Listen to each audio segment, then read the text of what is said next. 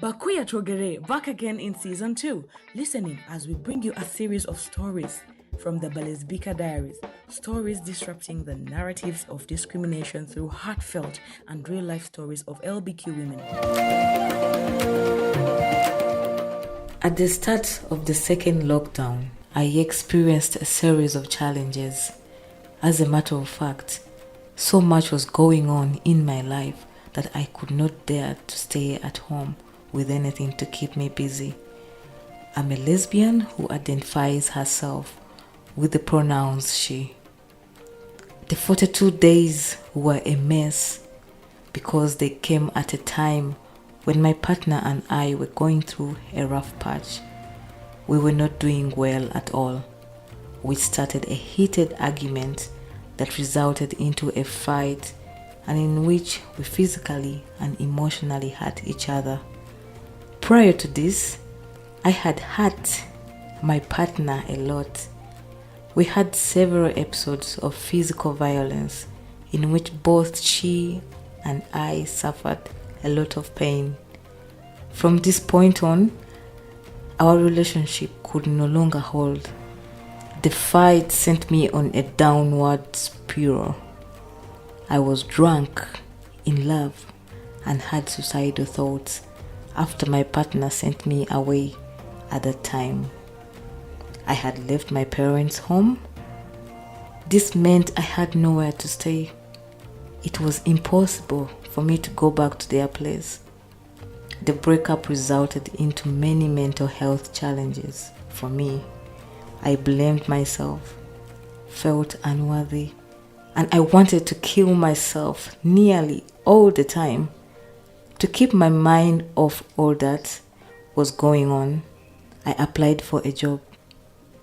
During the interview process, I was filled with inadequacy and doubt. I was broken. I was in and out of my body, most of the time unaware of my responses. Quite surprisingly, I got the job. I was glad and satisfied with that achievement. I tried to heal, but was constantly being affected by my ex-partner's conversations about me with her other friends. They kept on asking me what I did to her. The negativity and the words kept coming to this day. She referred to me as crazy, and I was left thinking only how unworthy I am.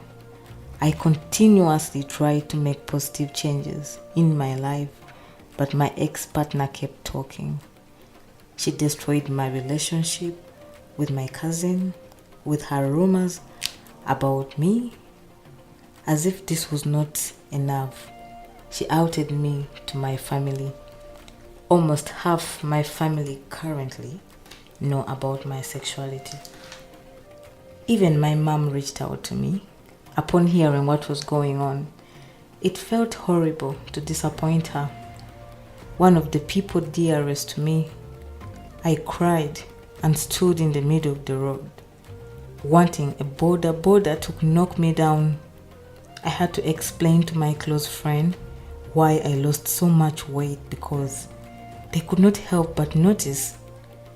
I was blessed to have people accept and support me just the way I was.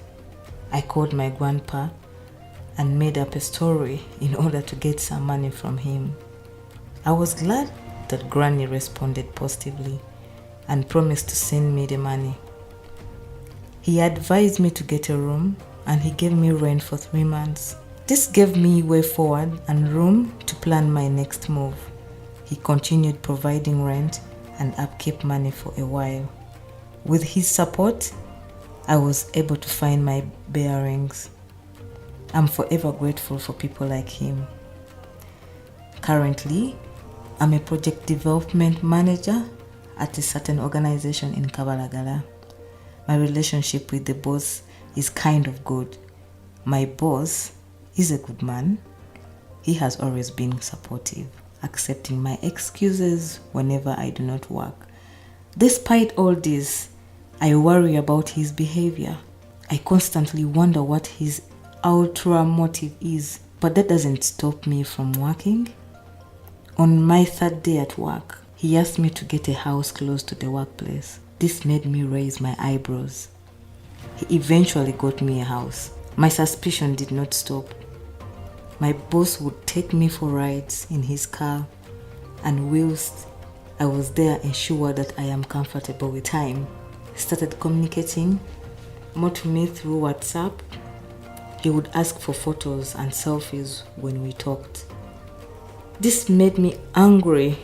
I told him off and assured him I am not the type he thought I am, but he could not listen. I felt violated because of his constant naggings. He claimed to miss me. It seemed to him like I was extremely desperate, and this job was my ticket out of the difficult COVID-19 times.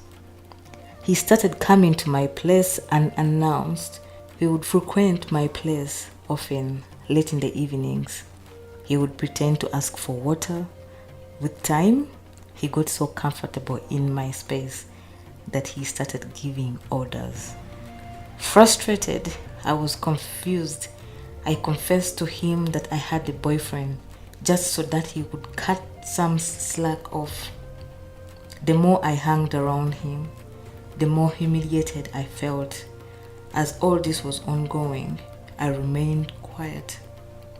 Looking back at my decision to remain silent, I was filled with regret.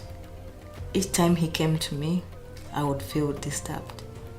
I would sit on my bed with endless questions. I felt used. One day he took me out with his friends. He got drunk and told them that I was his wife. I responded, convincing his friends that I was a worker, not his wife. This made him livid, and he thus forced to admit his love for me. Whenever he would insist that he loved me, I would remind him that I had a boyfriend. My workmates kept teasing me that I'm the boss's wife. This left me emotionally bruised. After a while, I stopped letting him come to my place and responding to his calls or non-work-related messages. I stood firm and confidently told him that I could not stand his behavior towards me any longer. It was not an easy choice to make. It involved many tears and inner dialogues of endless questions. One day, a co-worker came to my place to notify me about a work-related meeting when I agreed to attend. To my surprise, the boss had asked me to return to work. He said he would not fire me over such petty issues. I was quite skeptical, but I hearkened to his call and resumed work. Catch us on our socials, Facebook, 𝐁𝐻𝐿𝒉𝒕 Diaries, YouTube, 𝐁𝐻𝐿𝒉𝒕. Remember to invite someone, tag someone, subscribe, turn on the bell notification so you do not miss out on any episode.